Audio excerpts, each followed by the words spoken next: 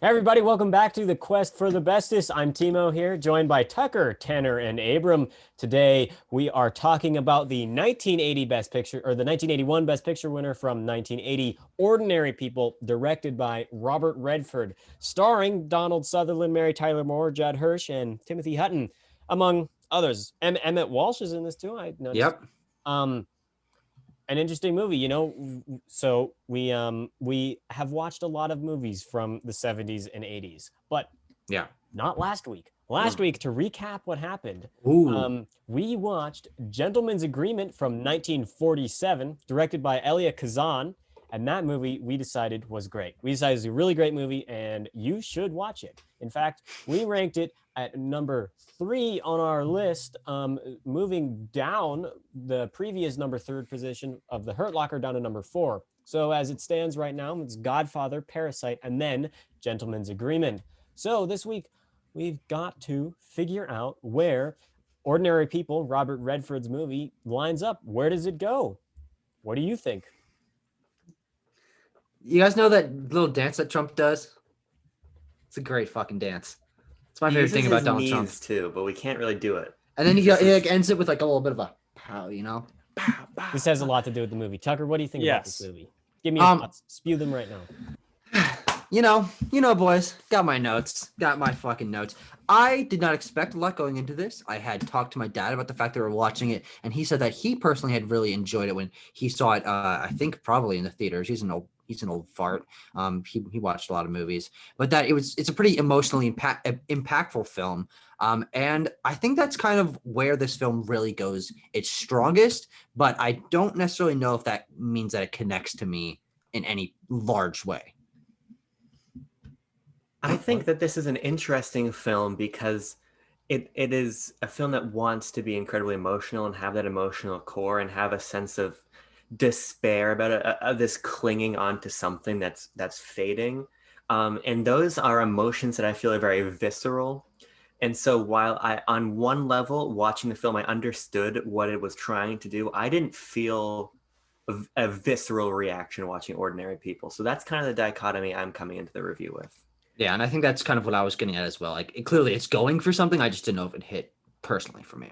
Yeah, I would say that I could feel that it was going for something, but it didn't hit until late in the movie, until I was like really hammering it on. When it was pouring it on thick, then I was like, "Oh yeah, okay, I can feel things. You've cracked my cold heart and made me You've feel again." cracked my cold, cold, cold, dead heart. Yeah. I'd have to copy basically what everyone else is saying. I do think it definitely goes for something, but I'd add that it takes a few missteps along the way. And that's what sort of holds this back from hitting those emotional high notes. Yeah, It's kind of a weird film. So it's based on a book, right? If you watch the opening credits, Yes. and it's difficult to adapt a book to a film. You have a time constraint. You can tell a much longer story in a book, and so I yeah. am a little interested in.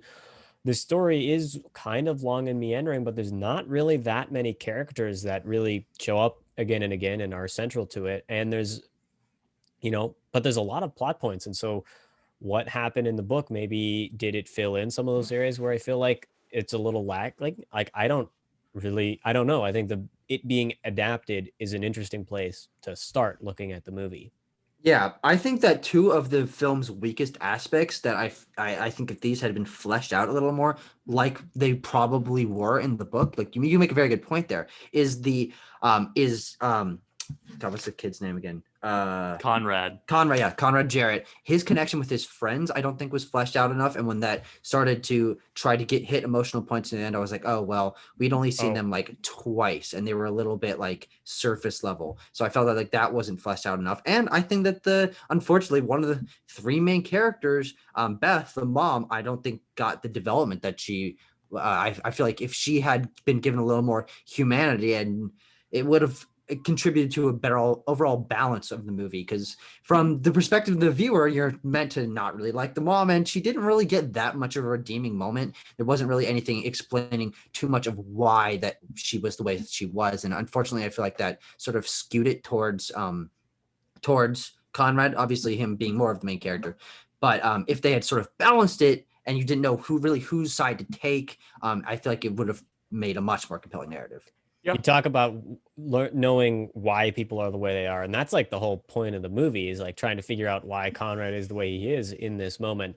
And it was never explained to me and why Beth, the mom, acted the way she did. She just did. Yeah. And then whenever she did, the characters, I felt, were always just explaining it. I was always told how she acted and never really showed. Yeah, I think that plays into the Tucker's criticism there. I think the point that they wanted you to land on was that Beth just loved Buck more. Yeah, but I never Like see that it. was the reason. Yeah, I mean Buck isn't in a lot of the movie. He's only in flashbacks because Yeah, he's kind of dead. But yeah, I along with Tucker's point about the friends, because I think it does try to go for like this high school drama thing at points when I don't know. Is it one of the Baldwin brothers is in this movie, by the way. He's one of the high schoolers. But there's a point in there where he says, where one of the high school friends says, "Oh, Buck was my friend too." I'm like, oh, sure, yeah. that would have been interesting to see play into their relationship. But most of the time, it's just them bullying each other because he quit the swim team or whatever, not connecting on an emotional level that would have made those side characters important. And speaking of non-important side characters, I don't think the sort of romantic interest that Conrad has is all that interesting or has very much bearing on the overall story. It seems like just a distraction for him to get away from.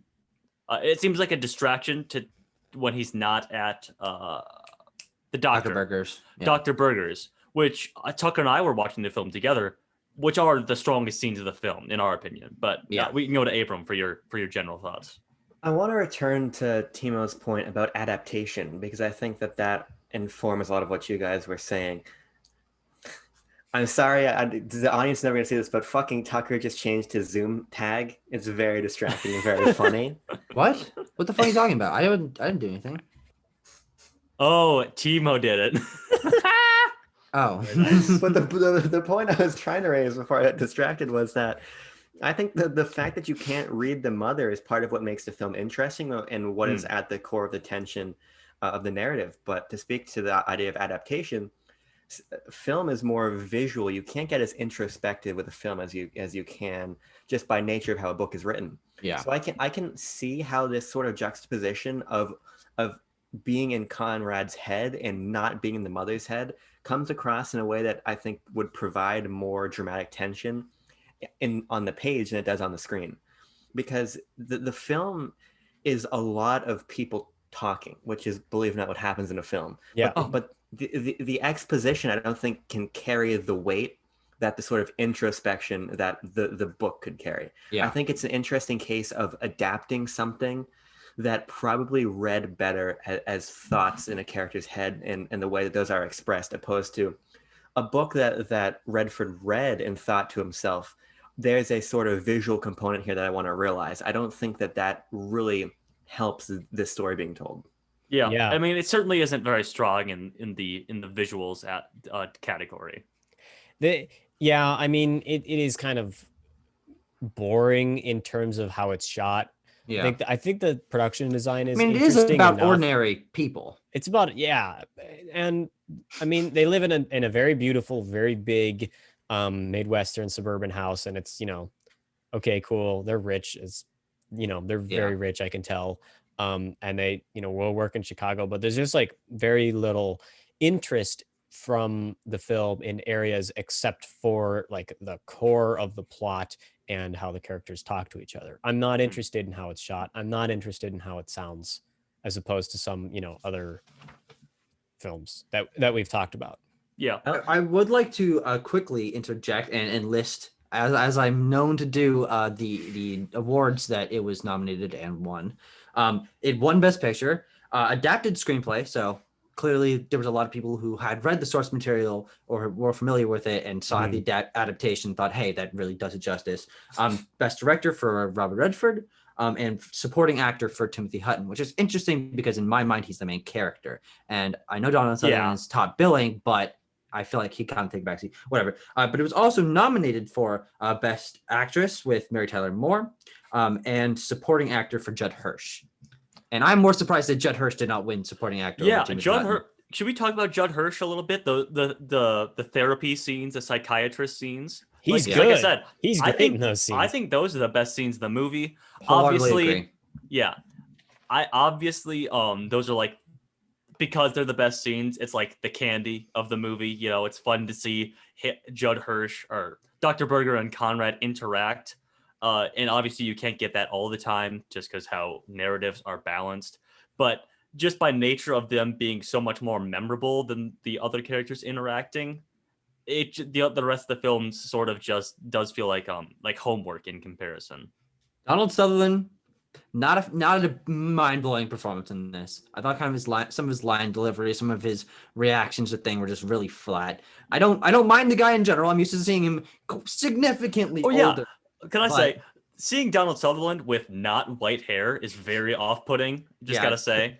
But in terms of his character, I thought the conceit of his character was very interesting. This father who had to, like he said, sit on the fence between two of his the two remaining family members of his that are increasingly growing distant from each other and growing destructive of one another in their relationship. But the performance just left some things to be desired. I think here's the thing. There's a lot to critique and criticize about the film. I think rightfully so. But I also think there's a very interesting narrative being told here that pulled me through. I started this film, as I start some of our films, by Snapchatting you guys and saying, I don't want to watch this. And most of them, actually, yeah. Yes. And I watched this after just arriving back home, and I had stuff to unpack. So my plan was to have it on and be unpacking and putting stuff away to settle back into being home. And I found myself really engaged by the story unfolding. And a lot of my issues with it, I felt in hindsight, because I think at the time there's a lot of really interesting moving pieces here. And one of them we brushed over before is the idea that these are ordinary people. What's interesting about this is that quote unquote, and that's what makes it interesting, because these are rich people who live a decidedly different life than what I would consider to be the ordinary life. And the film strikes at that at certain points, like during the party scenes and during these interesting stigmas about Conrad having this mental illness and about the things that the family is dealing with. I think there's more to unpack about what the film is trying to say than I think we might be giving it credit for. At least that's what I found so engaging. Yeah, I'd have to agree. I actually made a note that the suburban obsession and also stigma around receiving therapy and psychiatric help. Psychiatric is the word. But yeah, there's the obsession, which they hint on, with Donald Sutherland saying, "Well, everyone's in therapy. It's like a badge of honor now." And then there's also the stigma that Beth says that, like, "Oh, you don't want to tell people that." I think that sort of suburban dichotomy when it comes to therapy would have been a very interesting thing. I'm sure it was sort of explored if I think on that theme a bit more, but I felt like the film was just being pulled in a few different directions, and it didn't explore that theme as much as I wanted it to. While we're on the topic of themes, I think the central theme of this film is about like mental health, like, right? And this is and it's about male mental health. It's about guilt and young male mental health, which is a thing that Hollywood does not like to talk about. These men, especially, Conrad and his father, played by Donald Sutherland, are very emotional at times, and they show it, and they are allowed to be. And especially as Conrad keeps going to therapy, he is a vulnerable male character, which is something that you don't see very often in films, especially, as we get older films, it doesn't happen at all. So I think that is to the film's credit. I think it has something to say that is generally a positive message about mental health, while it also takes and breaks it open with the family dynamics. Take that and run with it for a second. Sorry to cut you off, Tucker, but I think that's one of the things that intrigued me the most about the film, as somebody who connected to it in an interesting way, as someone who does go to therapy, who has talked to different people for various things, being inside that a little bit more and understanding that from a modern perspective, and still understanding the stigmas and the connotations of that today in 2020. Seeing that play out the way that Redford depicted it, I think was very interesting, and it's an interesting counterpoint sort of thing to where we are now. So I do think that is certainly worth praising the film over. Yeah, I actually think that, looking back, I did criticize the lack of development or the mother's perspective on things, but I do think that her sort of being more denial and in privacy about, or private and in denial about Buck's death and how she doesn't really want to show it and wants to just get on with her life and not let it really affect her. I think that that's a very interesting conflict between the characters and tackling sort of the idea of how people handle guilt, handle grief, handle loss. And in that regard, the fact that honestly, the movie is it holds back a lot on the brother's death thing until the end where it really goes hard, as Timo was saying. I commend the movie on its sort of tackling those themes indirectly and showing it how in normal conversation, that awkward dialogue, the moments where it's hard for them to interact with one another because they've had moments in the past that were very tense, and the fact that they don't even really talk that much about Buck's death until later on in the film. They show very quick flashbacks, which, by the way, those flashback sequences, I love that editing, that fast back and forth, sort of mirroring what trauma that they're thinking of in the moment while they're having a stress in the current timeline. But I think that that's a very strong aspect of the film. You can see a lot of films that you can say are super cliche. It's about a death in the family, and everyone has to deal with it. But they hold back on that. They show it pretty sparingly until it really becomes more central and more out in the open as the characters open up to one another. And I think that kudos to Robert Redford for being able to not fall into those cliches by showing that right off the bat. It doesn't feel very Hollywood in its depiction when you think about it. Like I said, especially having a more personal perspective and lens to view the film through. It's interesting, especially contrasting to something like Rain Man, where we also talked about mental health, themes of mental health. It's interesting the way that that subdued element that Tucker was talking about feels very grounded, and I think that it's that grounded ethos about the film that does make it compelling, even in light of the fact that it was just, in my opinion, still a strange story to want to adapt and tell in this way. Yeah. I think there's something interesting to think in the in like the point of view of the movie, and you talked about it earlier about how the main character is really it is Conrad, right?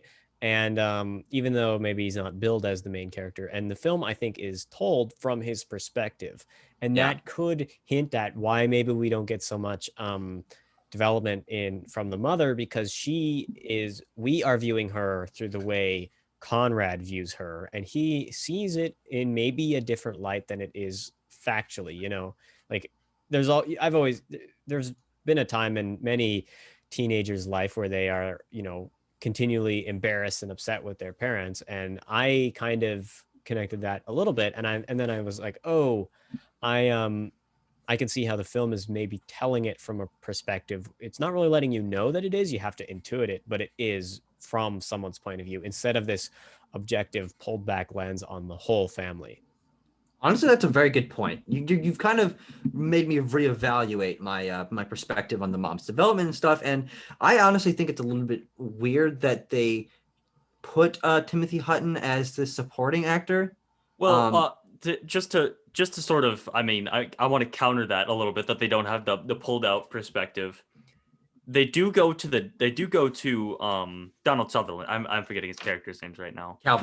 Calvin. They go to his perspective a number of times, but they just never go to the mother's perspective, which I guess you could argue that that's because Conrad has a closer relationship with his father, and that's why we see the father's perspective. Yeah. But I mean, I feel like that might be a bit of a stretch, but yeah, I wish we just would have gotten a little bit more from the mom, or they would have gone straight into this is Conrad's perspective. I kind of like the idea, though, of the perspective of the dad being the perspective of the other members of the family, and even seeing the wife's perspective through Calvin's eyes. I like the idea of exploring his powerlessness in the dynamic and his want to repair it as something external to himself. What's happening is not within him. He is trying to stitch together these people. And I think that the way we see different angles and different lenses helps establish that. And I think can compel the audience member to feel for Calvin, depending on what you bring into the film, of course. Will make you resonate with different characters. But I do think there's something to be said for the way that it does still center Calvin by not centering him. Yeah. I guess. Well, I guess I just want to ask a question to the room here a second.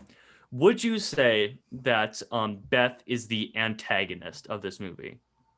I would say she has to be, unless it's just you're saying, oh, grief is the antagonist, I would have or to Timothy I would Hutton not being able to get over his problems that he I has think I would himself. agree, mainly in the evidence of how the film ends. Yeah, exactly. That's what I was thinking. That's what makes me think about that she is the bad guy, if Yeah, you will. didn't like that ending.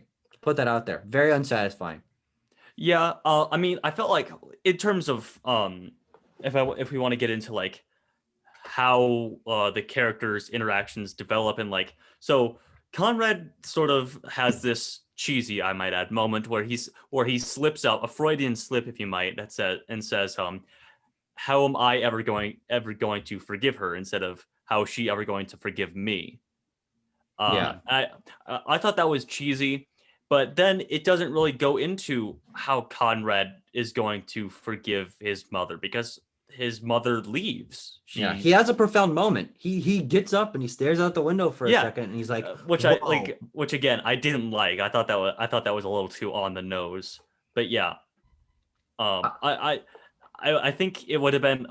This might be a critique of the book because obviously that's the source material for this. But I felt like if it wanted to have a happy ending of sorts, because like it has, it should have sort of mended the family a little bit.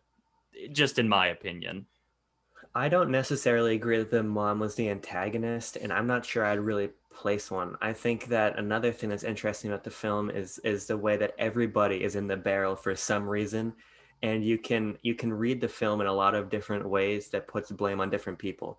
You could put the blame on Calvin, as the mom tends to do. You can put the blame on Conrad in some respects. You could even put the blame on Buck if you wanted to. I think you could shift that antagonist role around a little bit, and the ending I don't think casts such a hard light. I think it's an admission of the mother's faults, but I don't think it's Calvin and Conrad overcoming or achieving something. I don't think that really is what the film is going for. This might be I mean I disagree. This might be a departure if we don't want to stay on this too long, but I don't know what I mean it's admission of the mother's faults, I think, and I think the film pretty blatantly paints her as the antagonist the whole time. You know, she's the one that doesn't love Conrad like she loved Buck. And just from an audience standpoint, we're supposed to think, oh, a mother is supposed to love both of her children equally and without question. And then she's the one that leaves at the end. And I don't think that Conrad or Calvin Calvin. really have the same faults admitted to them by the end of the film. Yeah, and actually, I think that it's interesting that you say that, Abram. I think you're correct in that this film is sort of from shifting perspectives, and because of the conflict between all the characters not necessarily being balanced, you can kind of shift the blame for which conflict is happening at the time to different characters. But I do think that I agree with Timo and Tanner about Beth being more of the antagonist because, as I said, she doesn't get those humanizing moments. She doesn't get the redeeming moments. Her moment of realization is an irredeemable thing. She leaves in the moment that she's supposed to really be realizing who she is as a person, and that's not well. It's a trait that obviously a lot of people has, and it's not like she's not a villain. It isn't. She's the antagonist because she is detached for the entire length of the movie and doesn't come around to it. She doesn't really have too much of a character arc because her character arc ends in something that paints her in not a great light still. I think the ending there, I just want to add my thoughts on the ending, is that it's unsatisfying and it feels like nothing was solved.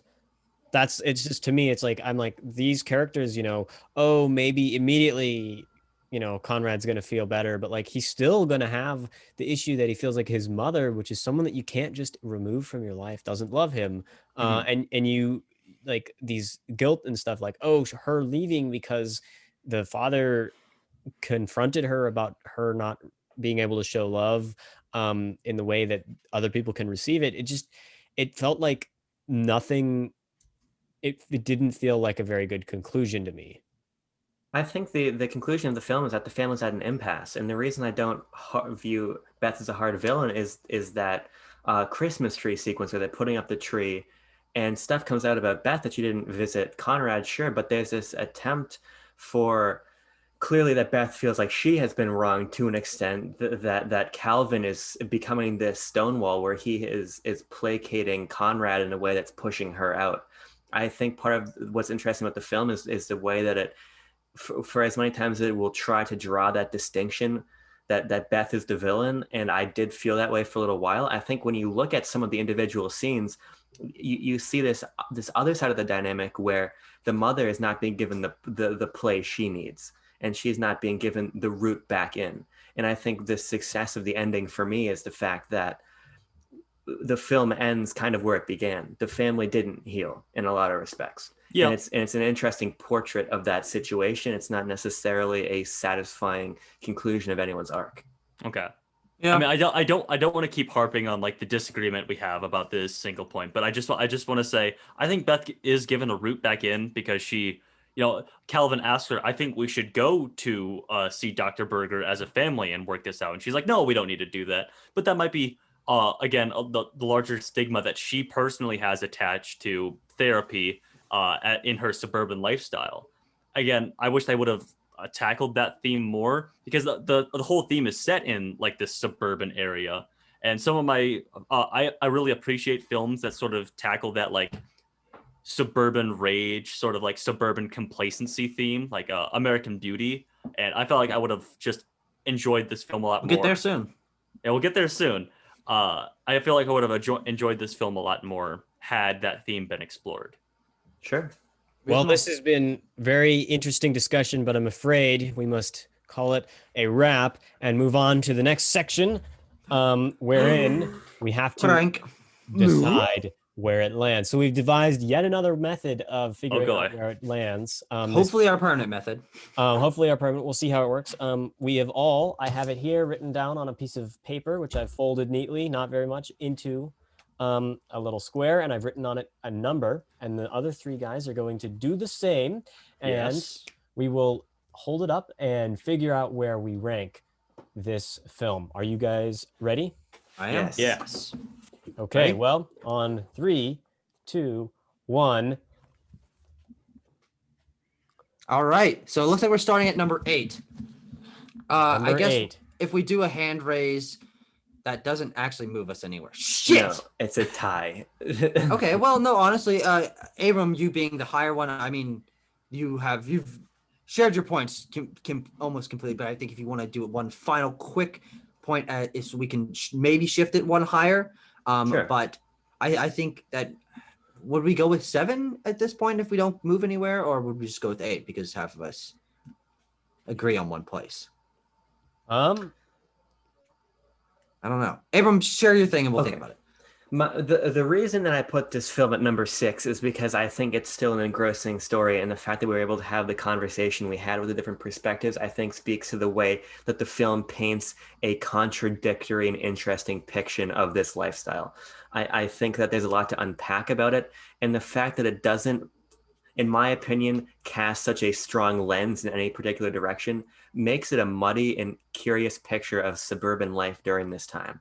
And I think you can project different things into that. Of course, my biases, my personal experiences speak to that, but I think Robert Redford painted what is a fairly complex picture of this stigma of mental health and the way that this film interacts in a way that pulled me from the beginning to the end.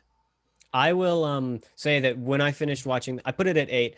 I think I'm going to move up to 7, and so then we can coalesce at 7th place for this film. When I finished watching it, I was like, I don't know if this was a good or a bad movie. But I will say that the film is not great in every aspect except for its stuff that we've been talking about. The cinematography, the sound design. I mean, it's all whatever. It served the purpose of the story, but it wasn't like spectacular. Yeah, I still call this a good movie. I think its depiction of mental health is pretty good. I just think some of the character interactions are a little iffy. Some of the line readings aren't great. Obviously, I think the French Connection, which would be placed above this for me, would have some stronger cinematography moments. Production-wise, the base level stuff like that. But yeah, like I said at the very end there, I just didn't feel that like suburban mental health stigma theme that maybe that Abram did. Yeah, and I think that's reasonable. We've all definitely have perspectives on it. As Abram said, this clearly paints a picture that you can have plenty of perspectives on it because it tells a very intricate narrative. And while it didn't quite hit home for me, I still very much enjoyed it. I have it a 7 out of 10 on my personal notes and on my letterbox and such. But Likewise, that puts it at number 7 for us. Number 7, yeah, in between The French Connection and Rain Man. So let's take a look at our graph before we move on. All right. Whoa. Wow. Oh wow. Oh. Oh, Here we goodness go. gracious. Look at this. Ordinary People sits at number 7 on our list of the best Picture winners of all time. And with that, we get to decide what we're doing next week. Oh, baby. All right. Oh boy. We hit We're the gonna wheel. spin. Right. I'm Yes. wired in, but should I do a spin in my chair here? I might like choke myself. Yeah, it's a bad idea. Abrams got the spin going. I'm getting the wheel pulled up here. I'm gonna keep spinning till we spin. Out of 83 films. Yep. Out of 83 films, all right. Ow. It's pulled up. It's ready to go. It's got 83. Are you Okay. ready? I'm gonna hit the. Is it spin. randomized? It is randomized. Okay. It's all good. Everything's shuffled, and let's go. Okay. Whoa, my God! Oh, It's Jesus Christ. Jesus Christ! It's We're going. spinning. I feel like the wheel. We're spinning, I feel Ow. like the wheel. and we have a number for next week. The number is 31. Oh, Okay. Interesting. Another 80s movie. Oh yes. Now, this is going to be an interesting one. I don't know Okay. how many of us have seen this, but this is certainly a little bit more well known than a couple of the ones that we've been tackling recently. 1986, starring Charlie Sheen, Willem Dafoe, Oh, Johnny I know what it Depp, is. Forrest Whitaker, directed by Oliver Stone. This is Platoon. Platoon. Platoon. I've never seen it. I've never seen Platoon. Anyone I've heard here? about it? Nope. No, okay, all right. This is completely fresh. I'm very excited, Yeah. and I own it on DVD. Yay. Hell yeah! Well, what an exciting discussion Yes. about an interesting movie. We had some disagreements, but we figured out where Our- it settled. Our second war film that we'll have coming up next week. Our second True. war film. Wow. Hmm We're gonna have a lot, Doesn't change a much. lot more of those because I think they often win Best Picture.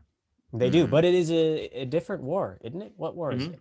It's Vietnam. Vietnam. Yeah. I do love me a Vietnam War movie. We'll see how this stacks up. Thank you guys for joining me. We had a great discussion here on the quest for the bestest. We Mhm. will be back next week at the same time for all your listening and viewing pleasures, and we will be talking about Platoon. Platoon. Platoon. Platoon. Yep. Platoon 2. Platoon There it 2. is. It actually doesn't work. I thought I could just like cover a letter, and it just says, "Oh, it does." Yeah. Are Platoon. you stupid? Yeah. Platoon. Boy. That's the joke. Well, Jesus Christ. I had a good time. We'll be back next week. Catch us then. All right. So long. I'll Peace. catch you. Bye. Burning Okay. your mouth on fucking frozen pizza is about the worst thing that could happen to a person. Wrong. They put the pizza in the oven for like 12 to 14 minutes after you preheat the oven. That's a surefire way to burn your goddamn Totino's pizza, okay? He literally I- gives you a Hmm. fucking amount of time. Yeah. No. It won't fucking burn if you follow the instructions, dipshit. What you do is, the point is, I don't give a goddamn flying fuck what the box And then- says. and then I'm gonna this make a motherfucker- Totino's pizza. This motherfucker heats his shit up. He takes it straight to the oven. He fucking puts it in his mouth. Goes, oh, it's hot. And then he fucking puts it on the plate. It fucking goes right back in his mouth. He's it's hot. I'm like, you're a fucking 2-year-old. You have no No, I'm not concept a of coward, is pain what that or is. Object permanence.